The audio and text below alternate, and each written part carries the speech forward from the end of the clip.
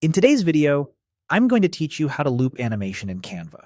By the end, you'll have a short video that plays continuously, perfect for displays, social posts, or background visuals. Start by selecting the image or element you want to animate on your Canva design. You'll know it's selected when you see a bounding box around it. This tells Canva which object you plan to animate and ensures the animation applies exactly where you want it. Next, look toward the top toolbar and click Animate. This opens Canva's animation panel on the side, where you'll see a variety of effects ranging from subtle movements to bold entrances. Take a moment to hover over different options. Canva previews each effect so you can quickly see what fits your style. Choose the animation that matches your goal, whether that's something gentle like a fade or something more dynamic like a bounce. After you select it, fine-tune how it feels by adjusting the speed slider. Dragging the slider left slows the motion for a calm, polished look. Moving it right speeds things up for a snappier effect.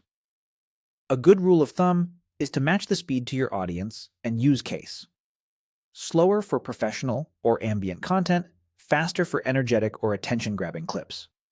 When you're happy with the movement and timing, go to the top right corner and click Share. From the menu that appears, choose Download. This takes you to the export settings, which determine the quality and format of your file.